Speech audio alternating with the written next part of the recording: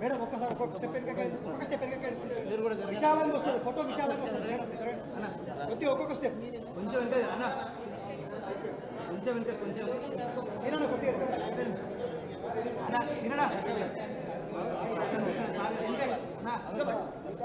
కొంచెం అంటే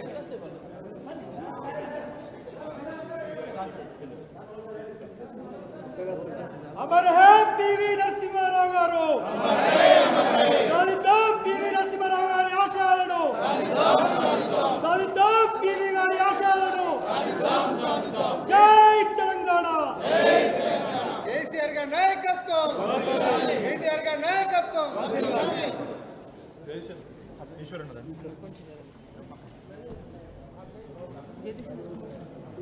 మాట్లాడమని ఇష్టపెట్టాం. మీరు మాట్లాడి ఒక 2 minutes మాట్లాడాలి. నేను మాట్లాడిన ఫస్ట్ మీరు మాట్లాడిన తర్వాత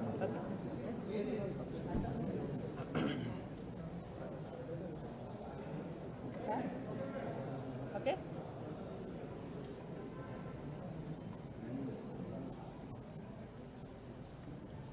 పూర్వ ప్రధాని శ్రీ పివి నరసింహారావు గారి 103వ జన్మదిన శుభాకాంక్షలు అందరికీ. ముందుగా మనం ఇక్కడ బీఆర్ఎస్ పార్టీ ఆఫీస్లో ఎంతో ఘనంగా నిర్వర్తించుకుంటున్నాం. మనం ఎప్పుడూ మనకి శ్రీ పివి గారు ఆదర్శ ప్రధానినే, ఆదర్శ లీడరే. ఒక తెలంగాణ వెనుకబడ్డ ప్రాంతం అని అప్పట్లో అనేవాళ్ళు.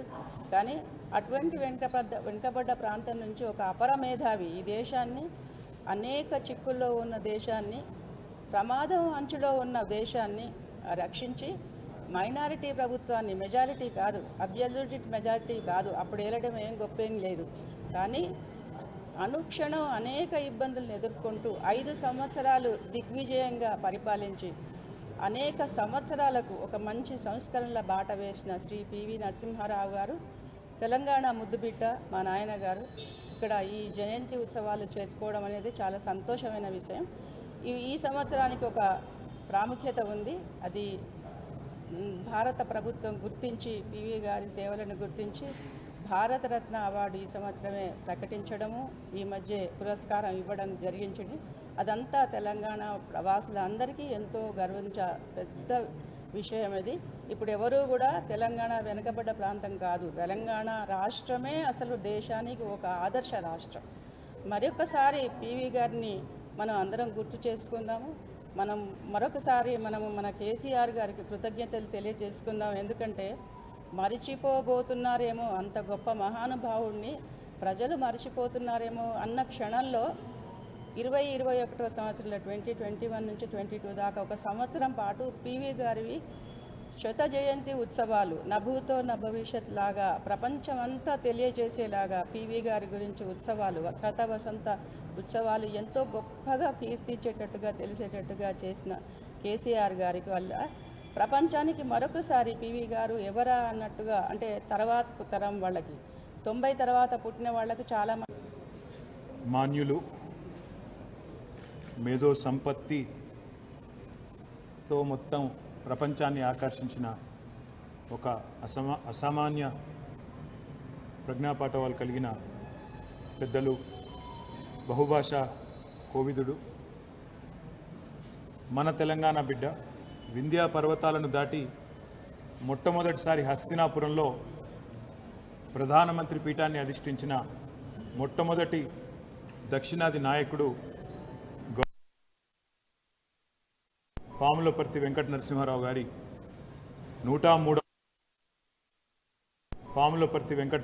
గారి 103వ జన్మదిన ఉత్సవాన్ని ఈరోజు తెలంగాణ భవన్లో మా సహచరులు, పెద్దలు, మాజీ మంత్రివర్యులు శ్రీ జగదీశ్వర్ రెడ్డి గారు, శ్రీ కొప్పుల ఈశ్వర్ గారు, శ్రీ మహమూద్ అలీ గారు, అదేవిధంగా మాజీ పార్లమెంట్ సభ్యులు కవిత గారు, శాసన మండలి సభ్యురాలు పివి గారి ముద్దుల బిడ్డ చెప్పినట్టుగా అతలాకుతలమై ఆర్థికంగా దెబ్బతిని ప్రమాదపు అంచున ఉన్న దేశానికి ఆనాడు 1991లో ఒక ప్రమాదకరమైన పరిస్థితుల్లో ఆనాడు ఆర్థికంగా పతనమైన పరిస్థితుల్లో ఒక ప్రధానమంత్రి పదవి అధిష్ఠించడం జరిగింది. కానీ ఈరోజు వెనక్కి తిరిగి చూసుకుంటే బిఫోర్ పీవీ ఆఫ్టర్ పీవీ అన్న స్థాయిలో 1991, 96 ఆ కాలం ఏదైతే ఉన్నదో 5 ఏళ్ల కాలం భారతదేశ ఆర్థిక వ్యవస్థను ఆర్థిక ముఖ చిత్రాన్ని మార్చిన ప్రధానమంత్రిగా పివి నరసింహారావు గారి పేరు ఎవరైనా సరే తలుచుకోక తప్పదు. ఒక రాజకీయాలతో సంబంధం లేని మన్మోహన్ సింగ్ గారిని తీసుకొచ్చి ఆర్థిక మంత్రి చేసి తర్వాత విప్లవాత్మకమైన ఆర్థిక సంస్కరణలు తీసుకొచ్చి పూర్తి స్థాయిలో ఈ దేశం మరి సంస్కరణల బాట వైపు నడిపించిన మహానుభావుడు గౌరవనీయులు పివి నరసింహారావు గారు. 16 భాషల్లో అఖండమైన పట్టున్న కొన్ని సందర్భాల్లో మౌనమే తన భాషగా నడిపిన చతురుడు రాజనీతిజ్ఞుడు పివి గారు. పివి నరసింహారావు గారి వ్యక్తిత్వం కానీ ఆయన బహుముఖీనమైన ప్రజ్ఞాపాఠవాలు కానీ దగ్గర నుండి చూసిన వారి కుటుంబానికి కానీ వారి అభిమానులకు కానీ ప్రజలకు కానీ బాగా తెలుసు. ఒక కవిగా, కథకుడిగా, సాహిత్యపరుడిగా, అదేవిధంగా అఖండమైన సామాజిక స్పృహ ఉన్న నాయకుడిగా, ఒక సంస్కరణశీలిగా పివి నరసింహారావు గారిని చరిత్ర ఎన్నటికీ కూడా మర్చిపోదు. తప్పకుండా భారతదేశం ఎంతకాలం అయితే ఉంటుందో అంతకాలం కూడా పివి నరసింహారావు గారి పేరు సుస్థిరంగా భారత ప్రజల గుండెల్లో నిలిచి ఉంటుంది. సంస్కరణశీలి అని నేను ఊరికే అనలేదు. ఆనాడు ముఖ్యమంత్రిగా భారతదేశమే అచ్చరు పొందే విధంగా తాను స్వయంగా పెద్ద భూస్వామ్య కుటుంబం నుంచి వచ్చిన తన సొంత భూమి 100 ఎకరాలు, దాదాపు 800 ఎకరాలు ఆనాడు భూ సంస్కరణలో భాగంగా తాను ముందుండి, చారిటీ బిగిన్స్ ఎట్ హోమ్ అంటారు, తాను ముందుండి తన కుటుంబానికి సంబంధించిన 800 ఎకరాలను ప్రభుత్వానికి దారాదత్తం చేసి దేశానికి ఆదర్శంగా నిలబడ్డ నాయకుడు శ్రీ పివి నరసింహారావు గారు. తర్వాత విద్యారంగంలో ఒక అవకాశం వస్తే హెచ్ఆర్డి మినిస్టర్గా నవోదయ పాఠశాలలు పెట్టిన, గురుకులాలు పెట్టి ఇవాళ అద్భుతమైన పిల్లలకు వాళ్ళ భవిష్యత్తుకు బంగారు బాటలు వేసిన దాని ఆలోచన కూడా, దానికి పూర్తి క్రెడిట్ కూడా పివి నరసింహారావు గారు. చివరికి ఒక దశలో జైళ్ళ శాఖ ఇచ్చినా కూడా అందులో కూడా ఓపెన్ జైల్ కాన్సెప్ట్ని తెచ్చిన ఒక సంస్కరణశీలి పివి నరసింహారావు గారు. వారి గురించి చెప్పాలంటే ఎంత చెప్పినా తక్కువే. మనిషి నిత్య కృషివలుడు, నిత్య విద్యార్థి. దాదాపు 85 ఏళ్ల వయస్సులో ఆనాడు కంప్యూటర్లను నేర్చుకోవాలనే తపనతో కంప్యూటర్ విద్యను కూడా అభ్యసించిన ఒక నిత్య విద్యార్థి పివి నరసింహారావు గారు. వారి జీవితం మనం అందరం కూడా నిజంగా ఈరోజు కేంద్ర ప్రభుత్వానికి కూడా తప్పకుండా అభినందనలు చెప్పాలి. పివి నరసింహారావు గారు లాంటి గొప్ప వ్యక్తిత్వాన్ని గౌరవించి గుర్తించి కేసీఆర్ గారు మన ప్రభుత్వం ఏదైతే శాసనసభలో తీర్మానం చేసిందో శ్రీ పివి నరసింహారావు గారికి 100వ జయంతి ఉత్సవాల సందర్భంగా భారతరత్న ఇవ్వండి అని తెలంగాణ ప్రజల ఆకాంక్షగా తెలంగాణ ప్రభుత్వం కేసీఆర్ గారి నాయకత్వంలో శాసనసభలో ఏ తీర్మానం అయితే చేసిందో దాన్ని గౌరవించినందుకు పివి నరసింహారావు గారికి భారతరత్న అవార్డు ప్రకటించినందుకు నేను కేంద్ర ప్రభుత్వానికి కూడా అభినందనలు తెలియజేస్తా ఉన్నాను.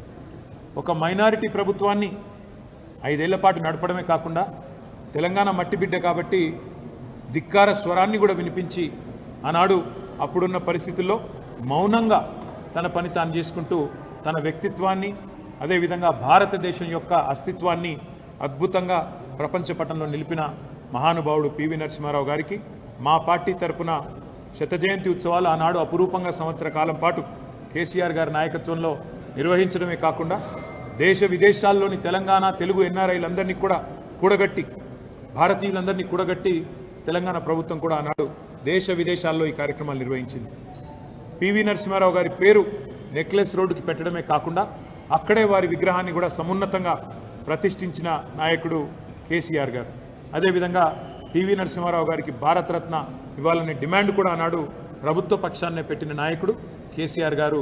నేను మీ అందరికీ ఈ సందర్భంగా ధన్యవాదాలు కూడా తెలియజేస్తూ పివి నరసింహారావు గారి జీవిత చరిత్రను, వివిధ పార్శ్వాలను తప్పకుండా కేంద్ర ప్రభుత్వం కూడా ఎన్సీఈఆర్టీ పుస్తకాలలో, పాఠ్యాంశాలలో కూడా చేర్చి భవిష్యత్ తరాలకు కూడా తప్పకుండా గుర్తుండిపోయే విధంగా, స్ఫూర్తినిచ్చే విధంగా ఆ మహానుభావుని గౌరవించాలని చెప్పి కూడా కేంద్ర ప్రభుత్వానికి కూడా మా తరపున మా పార్టీ తరపున విజ్ఞప్తి చేస్తూ ఈరోజు ఈ కార్యక్రమంలో హాజరైన ప్రతి ఒక్కరికి కూడా పేరు పేరున ధన్యవాదాలు, నమస్కారాలు. జోహార్ పివి నరసింహారావు గారు.